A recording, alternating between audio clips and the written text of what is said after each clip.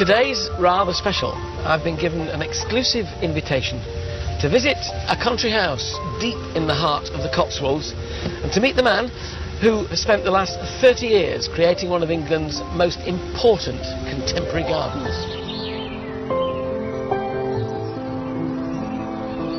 This is an estate of incomparable beauty and purity of purpose. A beacon for all things organic. It's also the passion project of arguably the best royal gardener in history. This is Highgrove House, home to the Prince of Wales, his sanctuary and the outlet for all his gardening aspirations.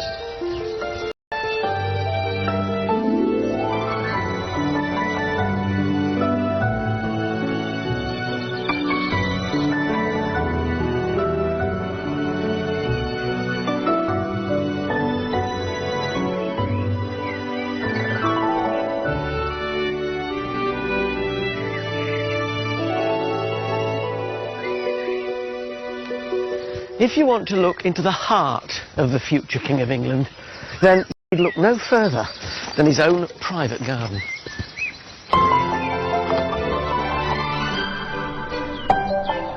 It's a rare royal invitation.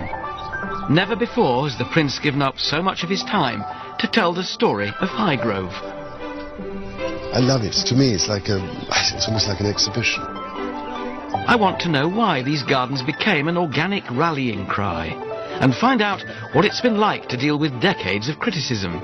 Bewildered, frankly, as if you were doing something positively evil. Above all, what does this sanctuary and private home mean to the man who will be king? Everything I've done here, it's almost like your children, really. Every tree, everything has a meaning and belonging, really.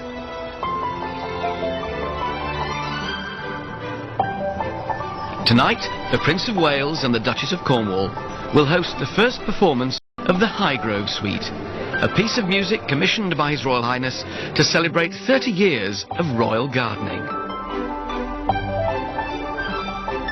In the meantime, I've been given unprecedented access to Prince Charles, the Highgrove team, and these 15 acres of intricately varied grounds with their wildflower meadows, oak temples, with a grand vista that's become synonymous with Highgrove, the Time Walk. Of all the views here, so this, I guess, is the one which is the most iconic. The one which people would say, oh, that's Highgrove, I know that Time Walk. What did it look like when you came here? Well, it was extraordinary when you think about it. It was just a brown path that came across here, went out there, and the grass. And the brown path that went down there, and the brown path that went round there. And, there was nothing here at all.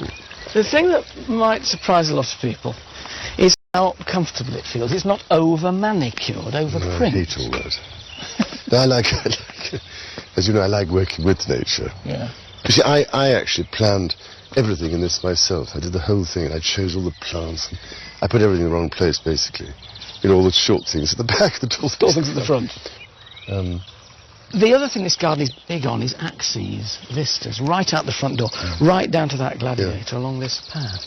You see, I just felt when I came here first, one of the things I did begin to realise was it's so flat that it needed vistas in all directions, with eye catchers. It was really from going to other people's gardens, looking in books and things. You suddenly get ideas. Well, you always go, pinch ideas from other people. Yeah. So it's interesting to think that everything we see here is less than 30 years old. Yes. The hornbeams on stilts. Yes. Not the yews. The yews were because here. They were the only things here. But not in these strange No, shapes. they were puddings. Just puddings. Off golden yew. Yeah. And everybody, all the experts said, take them out. Roy Strong said, take them out. Rosemary Berry said, take them out. Well, it's not like you not to listen to anybody. No. But in the end, I don't know why I thought. Well, I thought about it, and then I thought, well, no. But I have a passion for topiary, I hate to tell you. I have great fun here because I prune an awful lot. Yeah. I have my secateurs and my saw. Great therapy. Oh, it's terrific. But because I planted so many trees out everywhere. Yeah. And so wherever I go and walk now, I just sawing off. Well, that happens, isn't it? The thing about gardens is they don't stand still. No. It's not like furnishing a room and it stays and you dust it occasionally.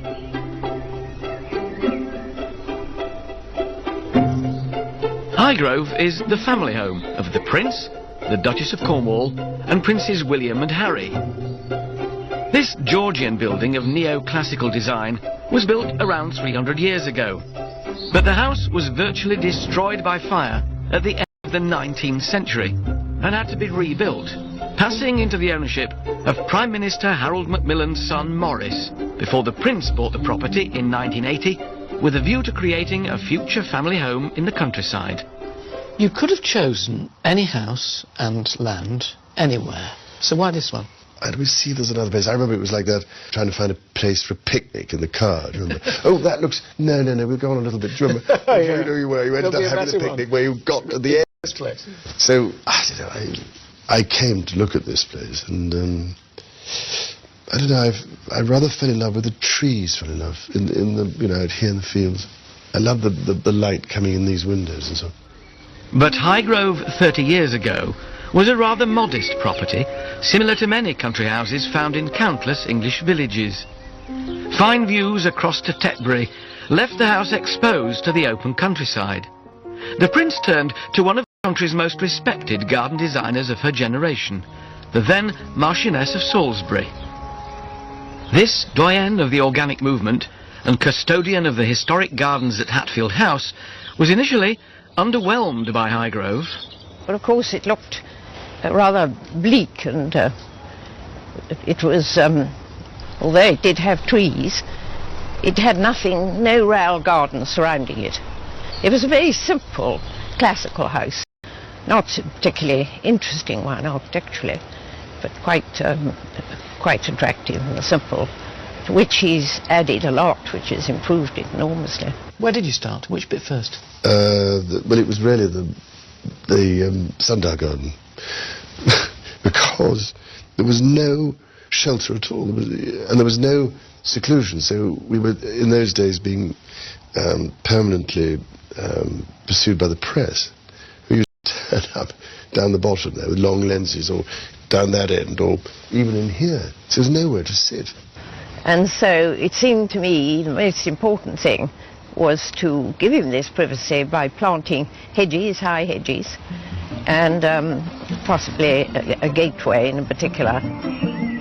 Today, the hedges may have fenced out the paparazzi, but there's an irony here. Now, more people get to see Highgrove than ever before. Last year, His Royal Highness shared the grounds with 34,000 visitors.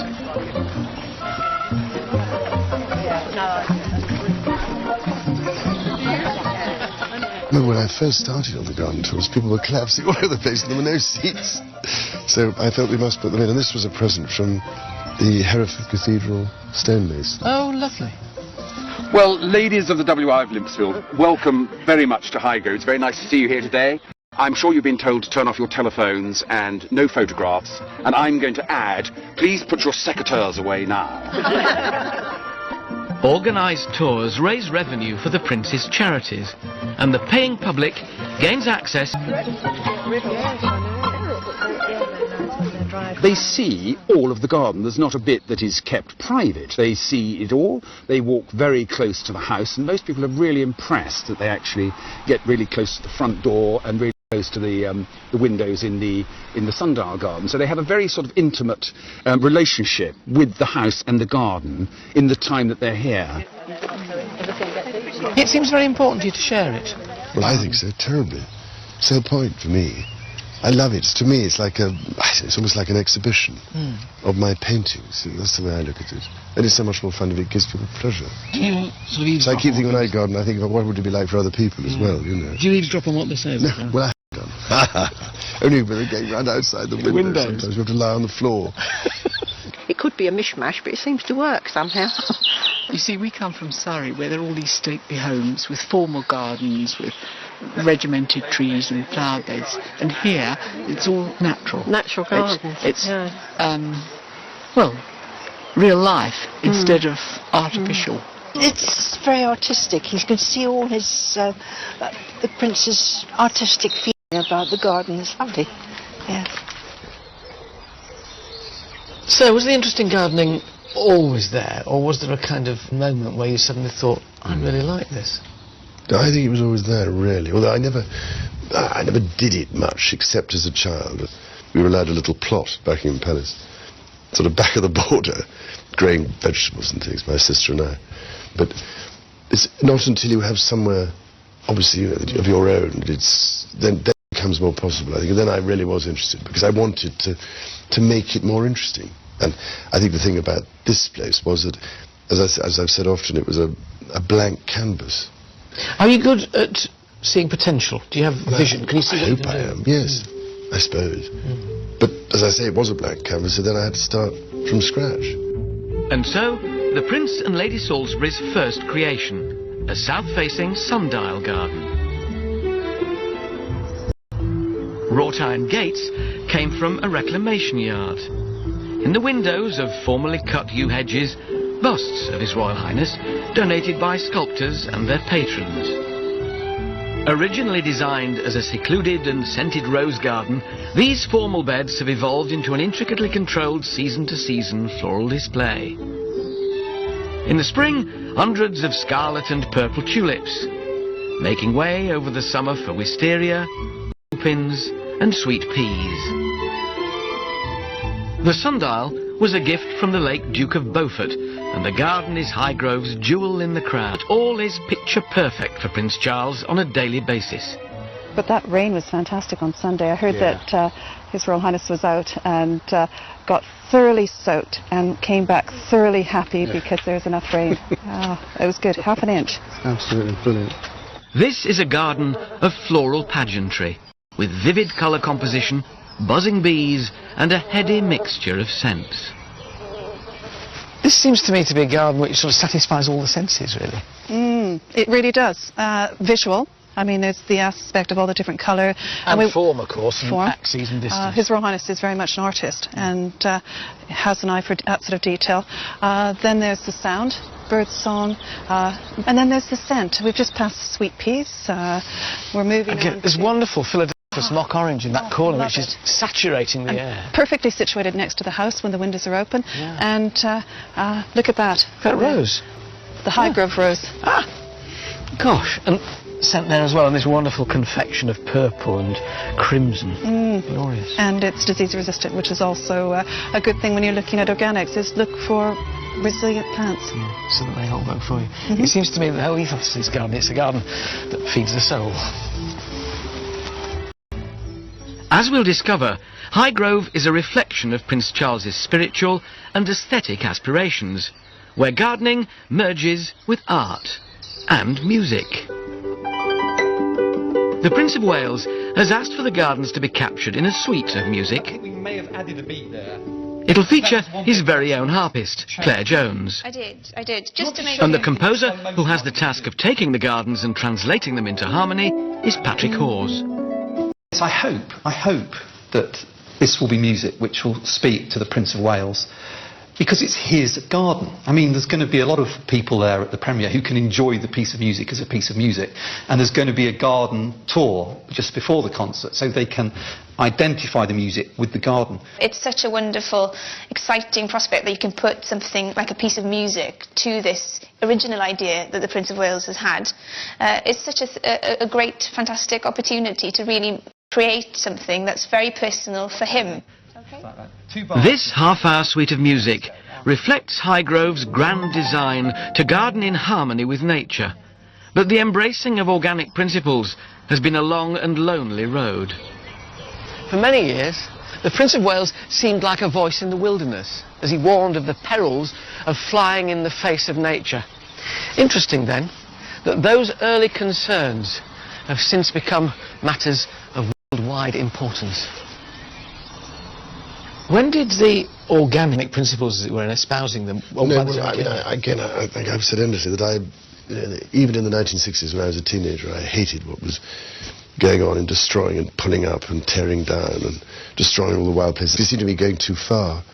And so many of these things, taken hundreds of years. And what you can destroy in one day, it takes forever to recreate lost habitat. But so I think also felt increasingly that, the chemical approach and the agri-industrial approach was not something that could ever last. It was, to me, not something that was durable or sustainable in the long run. So it seemed to me the health of the soil was suffering and everything else. So we had to, I felt, adopt a system which understood the need to have a healthy soil. And as I said before, we have to rediscover the absolute central importance, critical, urgent importance of working in harmony with nature. We spent too long ignoring and denigrating her and walking all over her. Look at the result. She comes back and hits us in the teeth, big time. So, with the raison d'etre established, it was time to get creative. Highgrove has a look, a style, a managed wildness crowned by eclectic eye-catchers, sculpture, temples, and ornate creations. These surprising contemporary takes on classical form are not necessarily what you'd expect, and out of the many leading designers who've contributed to Highgrove, one couple have made their mark more than any others.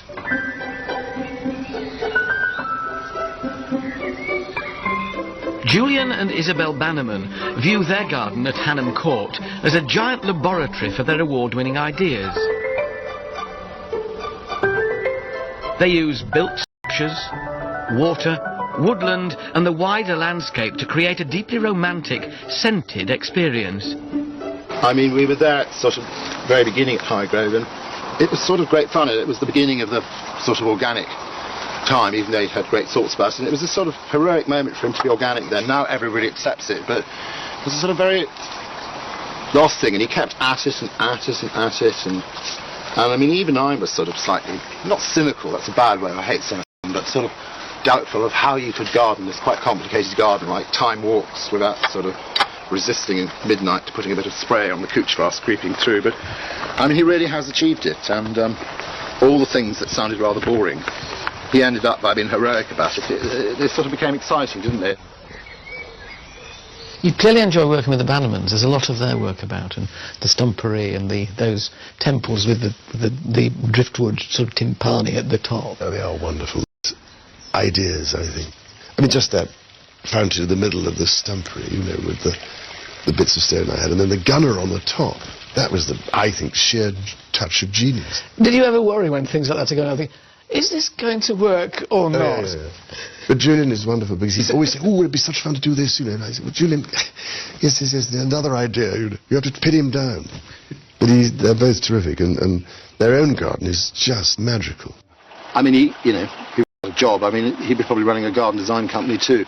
So he's got his ideas, definitely. Millions of ideas. He's a very good head of a firm. I suppose that's where everybody at Highgrove calls him the boss in the garden, instead of my word, principe. But he's very good at gathering really good people around him and getting the best out of them and working with them. His Royal Highness and the Bannermans have created what many regard as the signature garden at Highgrove. The Stumpery is a striking prehistoric land of upturned tree stumps, gunnera, prickly rhubarb, hellebores, fountains and temples of seclusion. Gigantic sweet chestnut roots carefully jumbled to create convenient luscious pockets for ferns. And all a stage for a national collection of large leaf hostas, a particular passion of the Prince, thriving in shady glade. The Stumpery is like a lost world, revealing itself through twist and turn. The concept of garden rooms is quite well established, but the lovely thing about Highgrove is that you move from one garden room to another quite imperceptibly, and suddenly here you are, having come through the Stumpery arch in front of a temple made out of green oak, and the tympanum up there full of driftwood type branches, and in the back a Prince of Wales feathers saying greetings from Sierra Leone. I suppose this is quite a useful place in which to display gifts from all corners of the world. The Prince has a team of 12 gardeners, and they each have responsibility for a specific garden area. Andrew Tolman has looked after the Stumpery for the last 8 years. The Stumpery is kind of an iconic garden, really. It's just a reinvention of a Victorian idea. but this sort of stunning reuse of what is a redundant material of tree stumps to make a fantastic wildlife reserve, really. I think this garden is really kind of his stamp on the garden world, really. I mean, this is truly unique. I mean, there isn't anything like this in the rest of the garden world, and I think a lot of people that come to Highgrove come to see the stumpery, and I think, to me, it just represents that kind.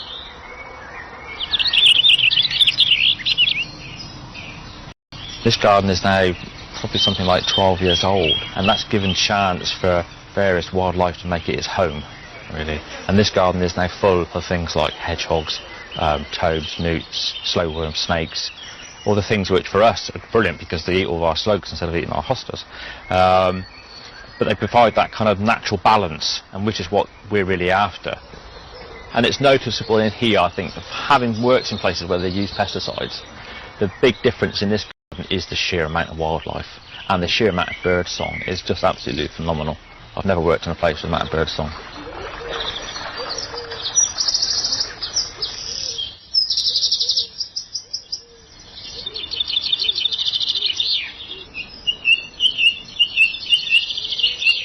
You're obviously very keen on, well, obviously keen on the wildlife, the wildflower meadow wonder, but also these wonderful bird feeders all the way along the last branch of the old cedar. Rather, what do you do? Because it's rather fun to have something dangling off. Yeah. And they seem to quite like them in a funny way. But there's more tune to these gardens than just the bird song. Tonight, the Philharmonia Orchestra will perform the Highgrove Suite for the very first time. Patrick Hawes has only a few hours to conduct 40 musicians and the Royal Harpist into perfect harmony.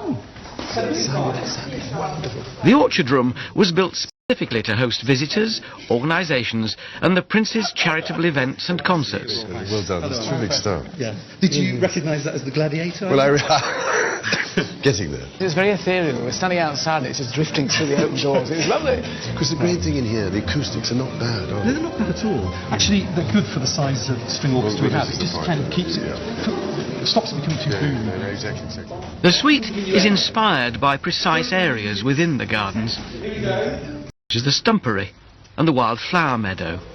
You're following a great tradition, the likes of Vaughan Williams, Lark Ascending, you know, Countryside, Delius, Walk to the Paradise Garden. Yeah. Well, look, Beethoven's Pastoral Symphony. Countryside moves people, and it seems to me it can only make you write optimistic music. Well, absolutely, because what is there that's unoptimistic about it? It's a constant promise and a constant harvesting of something beautiful. What of the Prince of Wales, in a way, and his whole sort of gardening ethos, do you think comes through, or what do you want to come through in your music? Well, I can answer that in one word, and that's harmony. Because I know that's an important word for the Prince of Wales, not only in terms of gardening, but in all the arts. And you can see here the way the meadow works in harmony with nature.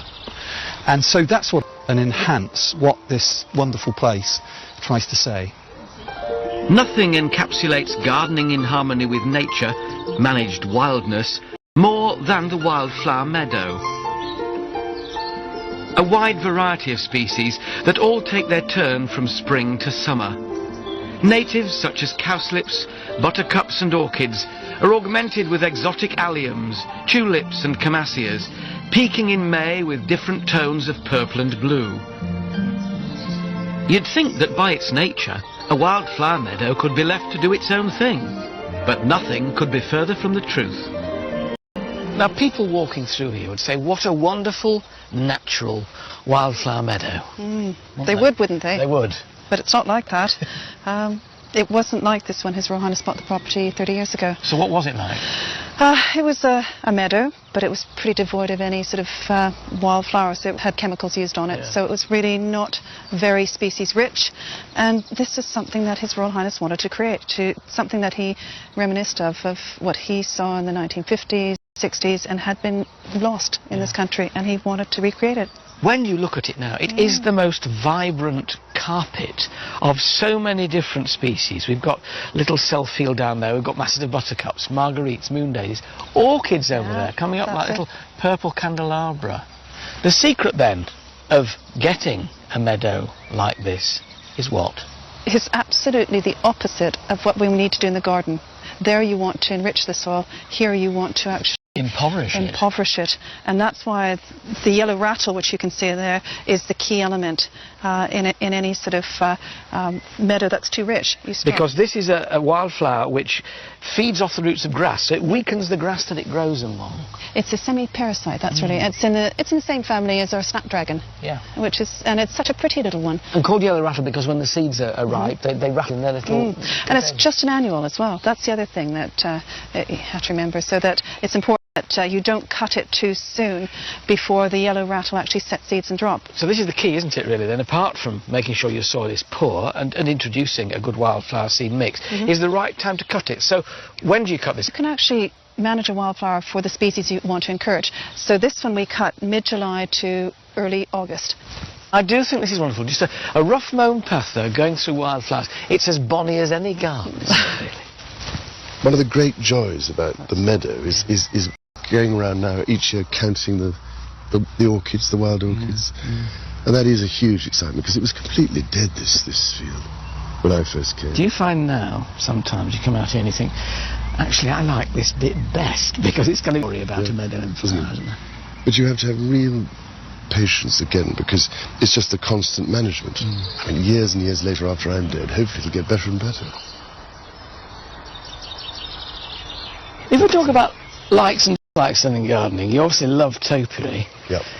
What are the hates? Because every gardener has them. I can't stand gladioli and I get it in the neck for them. No, I'm not mad about, very hot colours.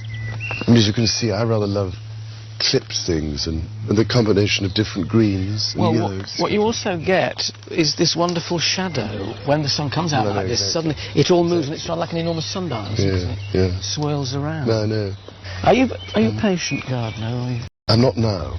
I'm getting more and more impatient as you get older. Do you know? Well, you've not got the time. Well, that's the point. And whereas, when I first started to put the yew hedge in, and it was, they were just this size.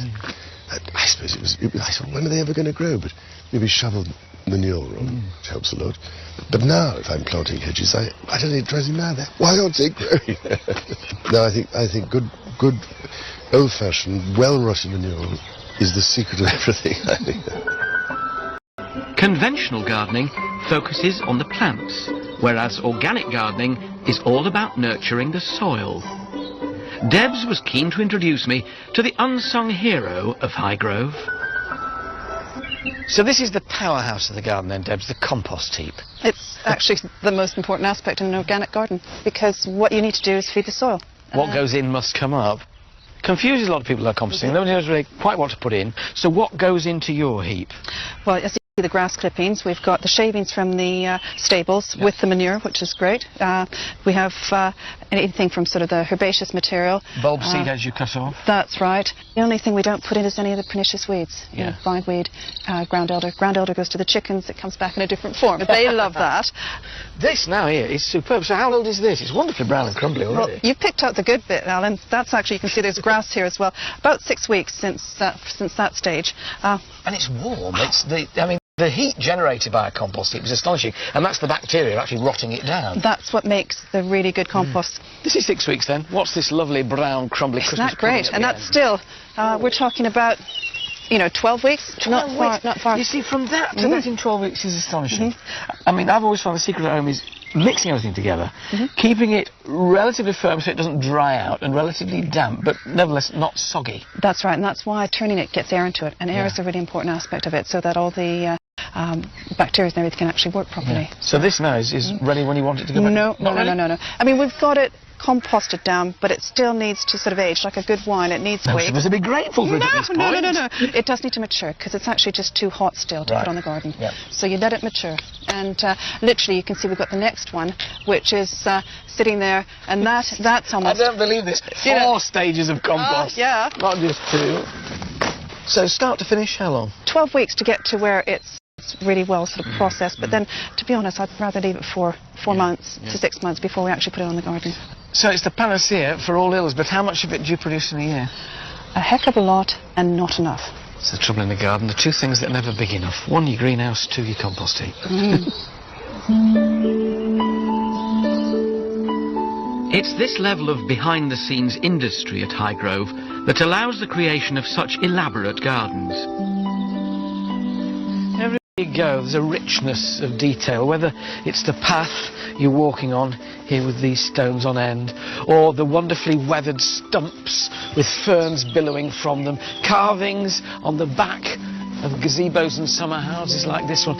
You get to the point where you think, well, maybe it's just for show, but then you're reminded that this is a family garden. There's a tree house up there. Look inside it, you'll see a child's tea set. Well, 2 children's tea set. I don't think there's any more, but Princes William and Harry had a great time in there when they were younger. When you go around the garden, it still does feel like a family garden. It's lived in, from the tree house to little arbours to sit in. So clearly it's a garden which is very used by the family. Well, yes, I mean, I'm glad you think so anyway, because I'm always intrigued what people think it's going to be like before they come. They all think it's going to be frightfully sort of manicured and formal, and I don't know why they think that, but anyway. And so when they come, they're amazed. They think, gosh, there's a weed, look, there's nettles or something. Well, why is that grown over the paths? Do you think it gives them confidence themselves, thinking, oh, mine's as good as that? So. But it's not like, well, I don't know. It's not like painting. When I see it, rather like painting a watercolour, my gardening. You know, you want to lay on the colour.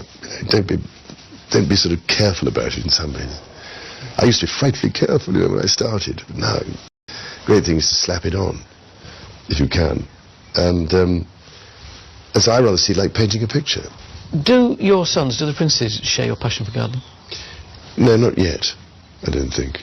But you never know. One day, perhaps, when they have somewhere of their own, then... That seems to be the key. It seems to be ownership and custodianship. Yeah. So, I mean, they're not people who rush off and, like, potting up things or whatever else, or planting at the moment, but you never know. But I didn't do that very much either when I was young. Over the last 3 decades,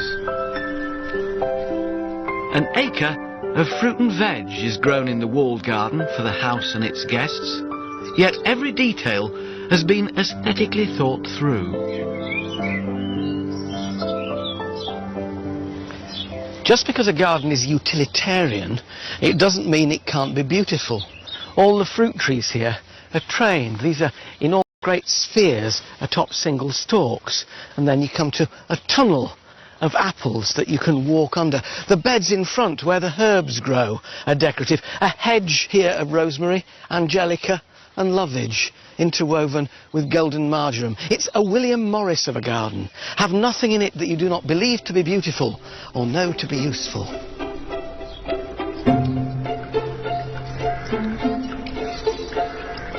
Now, people always say it's all right having an organic garden in a flower garden, but the place where you're really tested as an organic gardener is in the kitchen garden, because it's here that, you know, pests are most troublesome, if you like, pests and diseases. What are the secrets then, do you think, Deb, of having a good organic kitchen garden? Well, you feed the soil so that you have the plants are as healthy as they can be, so that they can resist disease. That's one element. And you can see the muck that we've got in here, well-rotted farmyard manure. And the great thing about, of course, when you get all that muck in there, is it helps hold on to moisture, because they need to grow evenly without being checked. That's right. How do you make sure, though, that you get wildlife into a walled garden like this? Well, it's encouraging habitat for them. So we've got fruit trees, which the birds can actually feel at home in there. They're not... There's a wonderful arch of apple trees. It's beautiful. And it provides protection for the birds, but don't forget the insect life as well, because there are beneficial insects that we want to encourage. And so this is a little hedge which is just super. It's germander, and late June into July it comes up into flower. The flowers encourage the hoverflies, the butterflies. And the bees and whatnot come and pollinate your crops as well. So it's a whole, again, the cycle's evident, isn't it? It really works.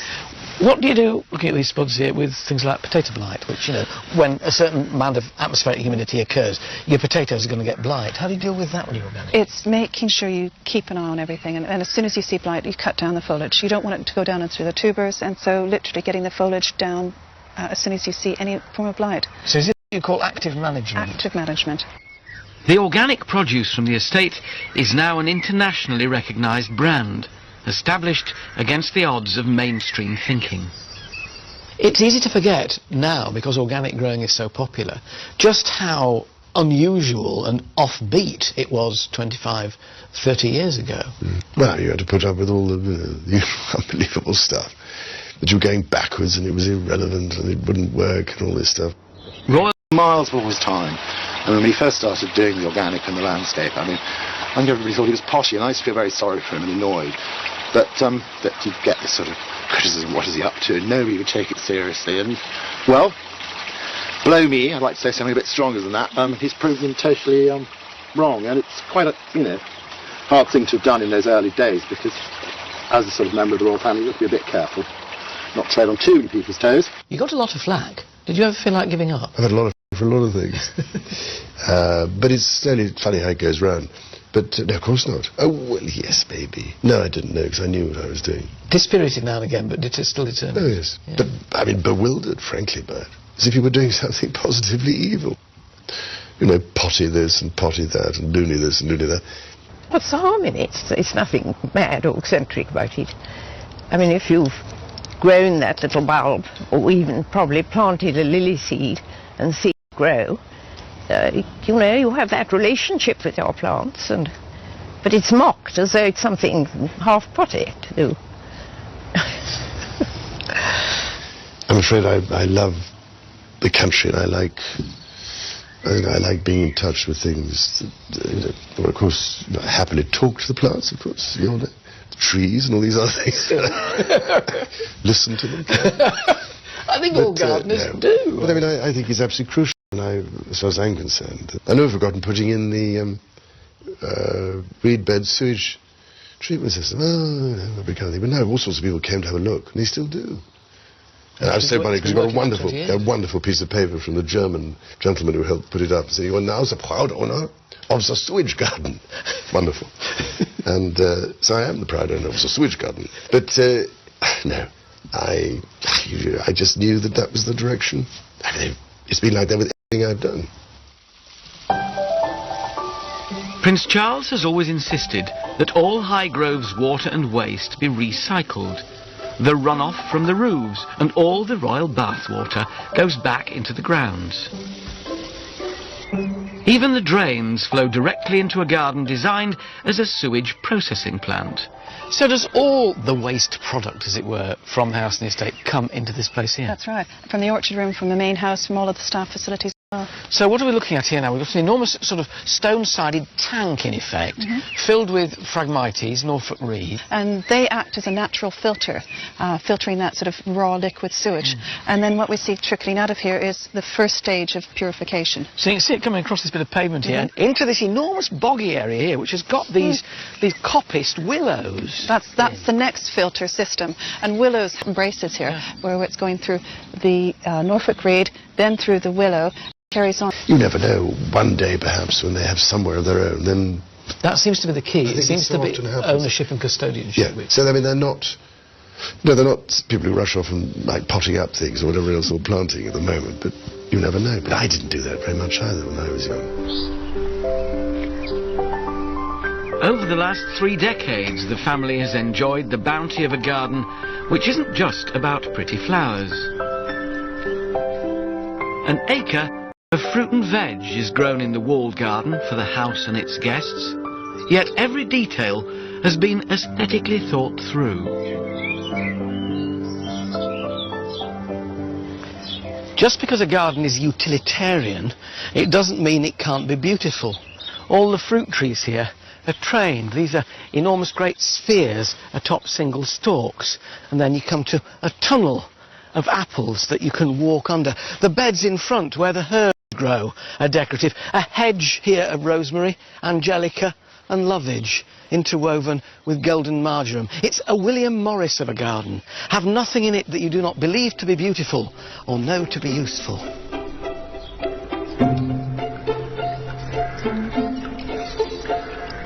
Now, people always say it's all right having an organic garden in the flower garden, but the place where you're really tested as an organic gardener is in the kitchen garden, because it's here that, pests are most troublesome, if you like, pests and diseases. What are the secrets, then, do you think, Deb, of having a good organic kitchen garden? Well, you feed the soil so that you have the plants are as healthy as they can be, so that they can resist disease. That's one element. And you can see the muck that we've got in here, well-rotted farmyard manure. And the great thing about, of course, when you get all that muck in there, is it helps hold on to moisture, because they need to grow evenly without being checked. That's right. How do you make sure, though, that you get wildlife into a walled garden like this? Well, it's encouraging habitat for them. So we've got fruit trees, which the birds can actually feel at home in there. They're not... There's a wonderful arch of apple trees. It's beautiful. And it provides protection for the birds, but don't forget the insect life as well, because there are beneficial insects that we want to encourage. And so this is a little hedge which is just super. It's germander, and late June into July it comes up into flower. The flowers encourage the hoverflies, the butterflies. And the bees and whatnot come and pollinate your crops as well. So it's a whole, again, the cycles, everything, isn't it? It really works.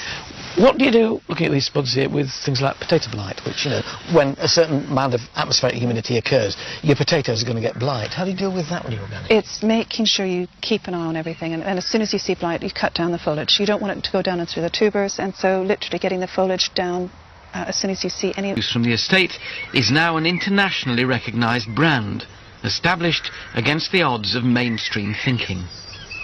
It's easy to forget now, because organic growing is so popular, just how unusual and offbeat it was 25, 30 years ago. Well, you had to put up with all the unbelievable stuff. That you were going backwards and it was irrelevant and it wouldn't work and all this stuff. Royal support for the organic cause provided acres of copy for the press. He was miles before his time.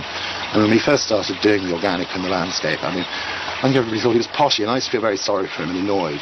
But they get this sort of criticism, what is he up to? And nobody would take it seriously. And, well, below me, I'd like to say something a bit stronger than that, he's proved him totally wrong. And it's quite a, hard thing to have done in those early days, because as a sort of member of the royal family, you have to be a bit careful, not tread on too many people's toes. You got a lot of flack. Did you ever feel like giving up? I've had a lot of flack for a lot of things. But it's only funny how it goes round.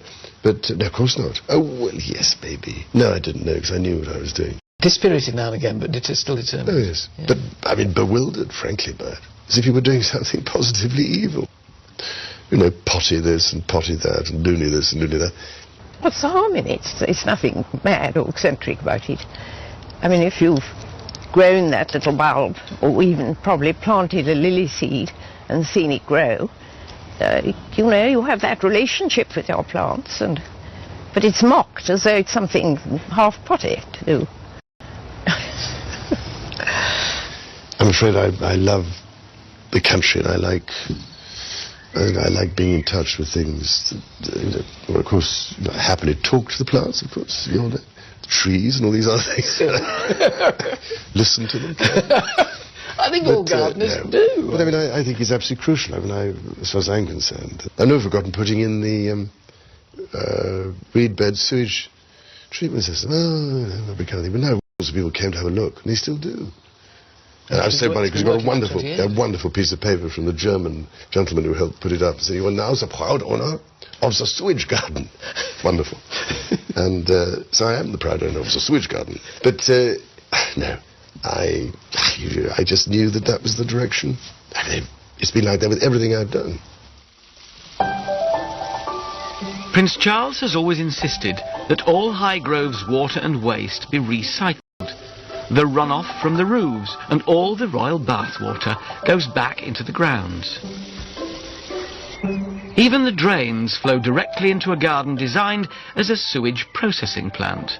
So does all the waste... From all of the staff facilities as well. So what are we looking at here now? We've got an enormous sort of stone-sided tank, in effect, filled with Phragmites, Norfolk reed. And they act as a natural filter, filtering that sort of raw liquid sewage. And then what we see trickling out of here is the first stage of purification. So you can see it coming across this bit of pavement here and into this enormous boggy area here, which has got these coppiced willows. That's the next filter system, and willows have that capacity to do the same thing as to purify water. So we literally have belt and braces here, where it's going through the Norfolk reed, then through the willow, and carries on.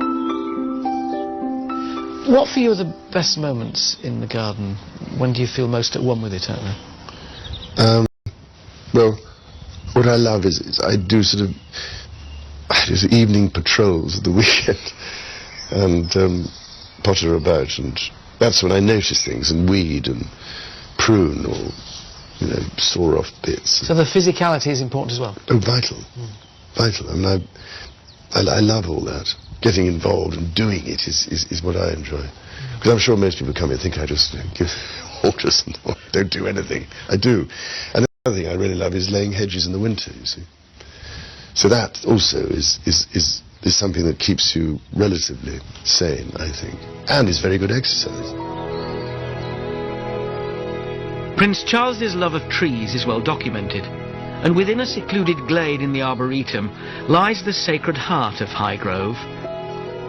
Only the Prince may enter this small building, commissioned to mark the millennium. It's made entirely of natural materials, earthen walls, bath stone footings and pillars, with a Cotswold stone roof. For many of us, our garden is an escape, a sanctuary from the worries and the bustle of everyday life. So too is the Prince of Wales's garden, but within this larger sanctuary is a smaller one called the Sanctuary. Just think about it. The Prince of Wales is never, ever alone. He has security men, he has staff. He's seldom on his own, except in there. It has 4 doorknobs. Only one of them works. I don't know which one, and I'll never find out.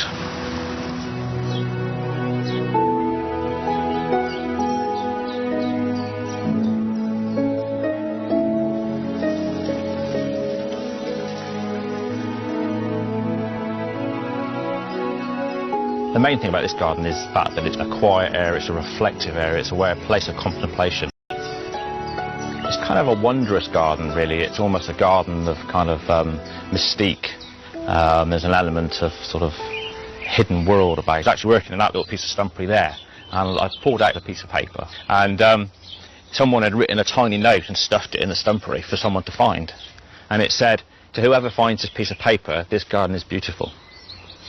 I've still got the piece of paper on my notice board at home. And it's that kind of thing, that this garden really meant something to that person walking around on their day, and they left a note for someone to find. So to me, that's what really makes it special. This place is obviously a great solace when you come back home. I get the feeling when you come in the garden there's a kind of letting off of steam. How important is it? Terribly. It's wonderfully therapeutic. And particularly that thing coming back after a week usually, and seeing the difference. And this week, it's extraordinary, the difference in 1 week. How everything puts on so much growth. This time, because the rain is... Well, I go around telling everyone it's a blessing. Proper garden. You turn the tap on, it doesn't appear by magic. It's the stuff of life.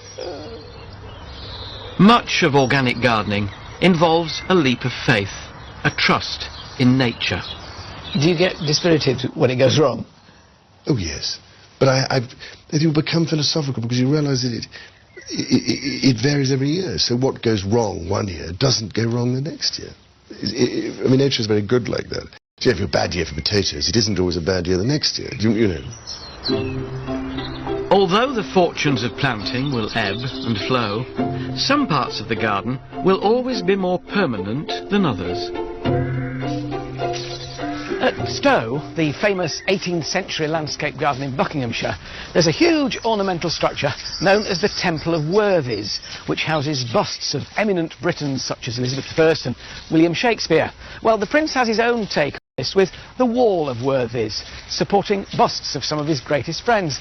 Deborah, Dowager Duchess of Devonshire, Richard Charters, Bishop of London, Patrick Holden, head of the Soil Association, and underneath him, Tigger.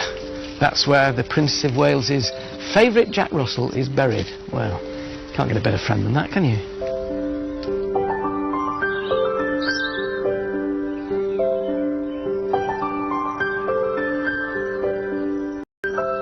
And so this royal tour of a private family garden with a public face is almost at an end.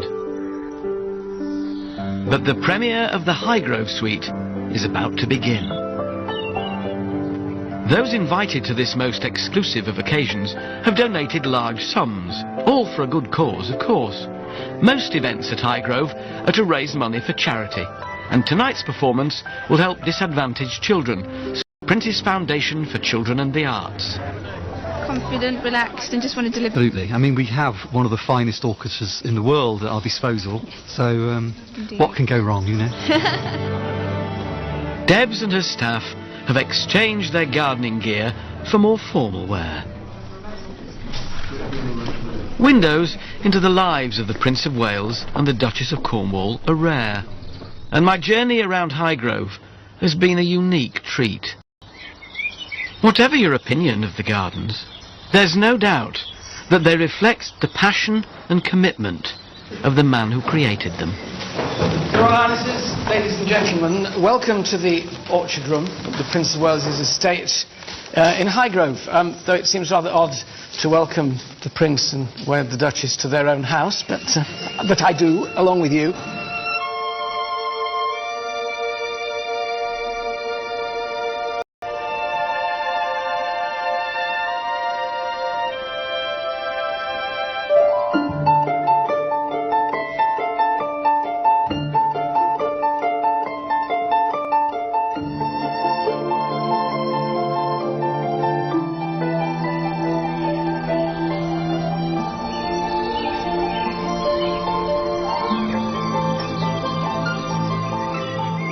Do you think you'll always keep Highgrove? You want to see it through to the end?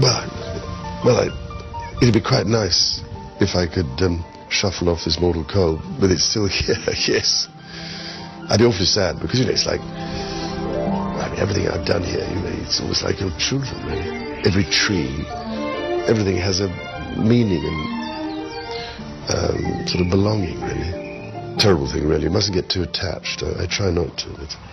It is clearly a family home. I shall have to detach myself, psychologically. Not yet a while. No.